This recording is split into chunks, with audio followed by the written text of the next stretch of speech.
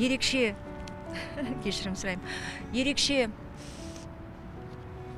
Экс-министр Ақтоты Райымқұлова неге көзіне жас алды? бар жүрегіммен аңсаймын және бар жүрегіммен тілеймін.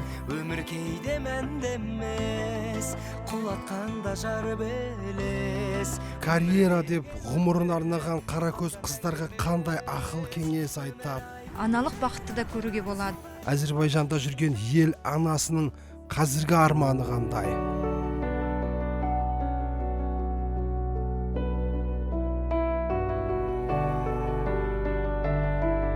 Бар жүрегіммен аңсаймын және бар жүрегіммен тілеймін. Бірер сәттен соң.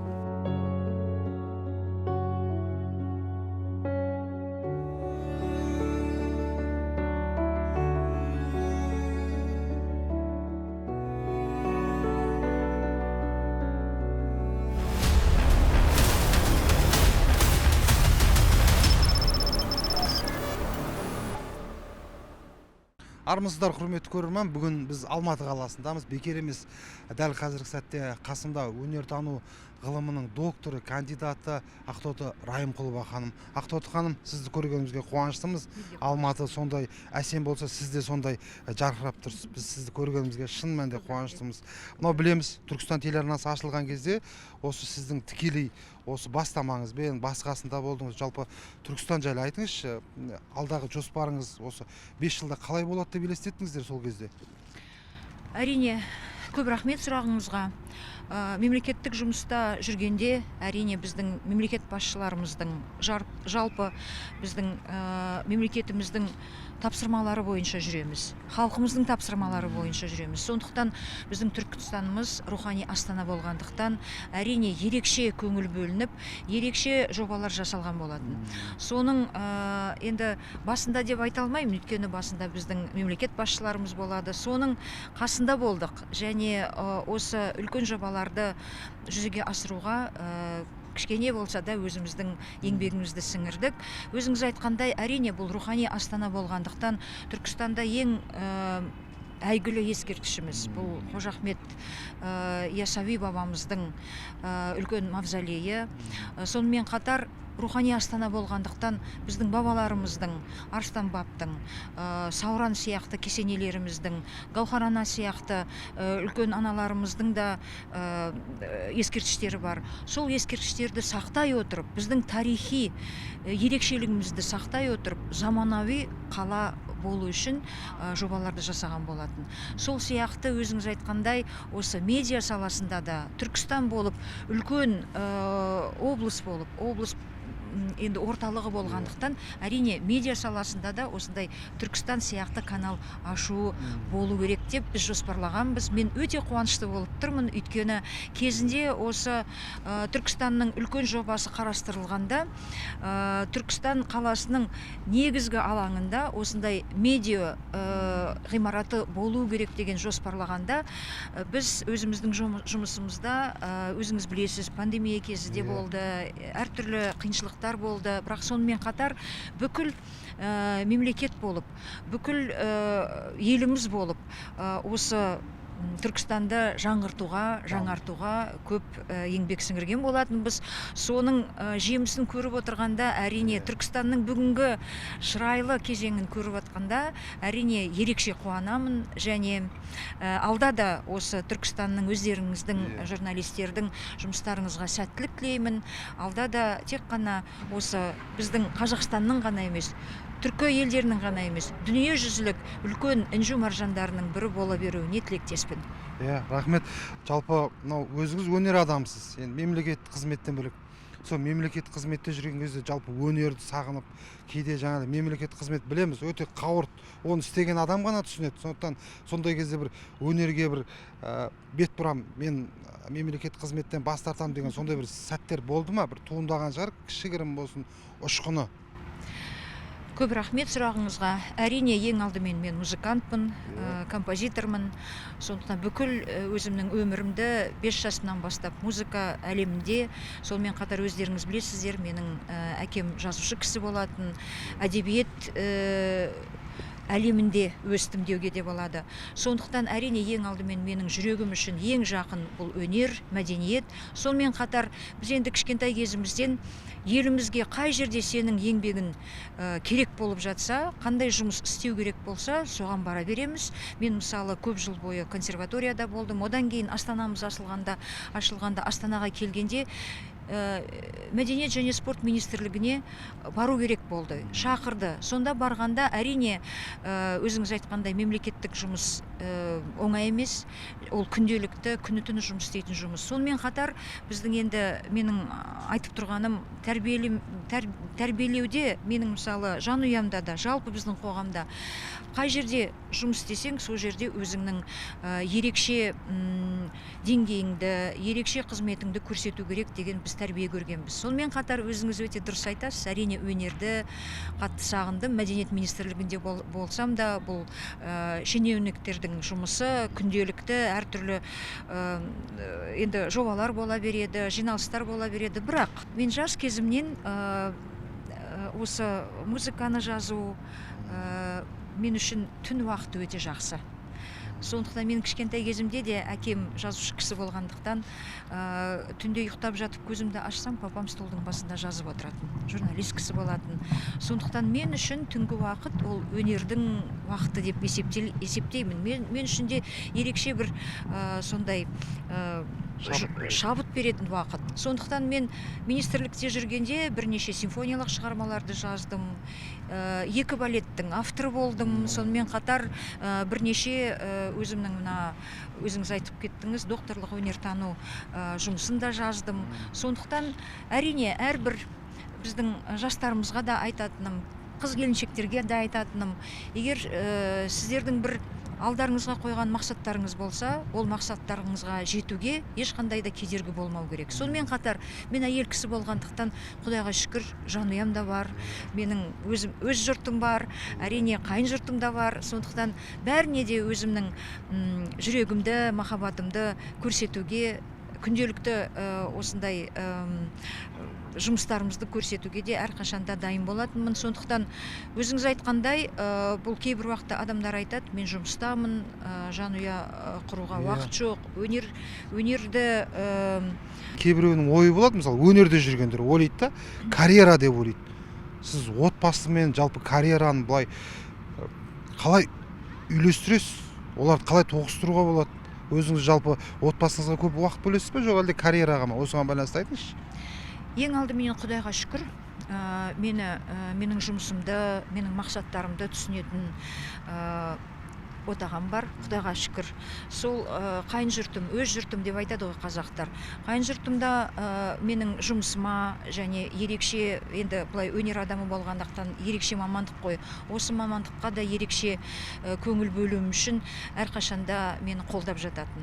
Сондықтан кейбір уақытта біздің қыз келіншектер, мен өнердің адамын, жанұяға қарайтын уақытым жоқ деп айтады. Менің ойымша ол ешқандай да бір қарама-қайшылығы жоқ.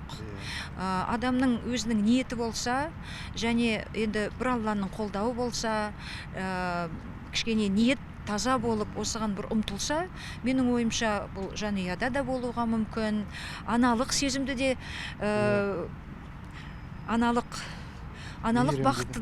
аналық бақытты да көруге болады. Сонымен қатар жұмысыңды да карьера дейсіздер ғой. Карьераны да бір жағынан жақсы жұмыс істеп, карьераңды де ұлғайтуға болады. Сондықтан енді ең алдыменен өзіміздің еліміздің өркендеуіне, халқымыздың ежелгі өнерін, мәдениетін сақтап насихаттауға арналған жұмысыңда егер мақсат қойсаң, әрине бір жаратушының қолдауыменен бүкіл жұмыстарыңды тындыруға болады.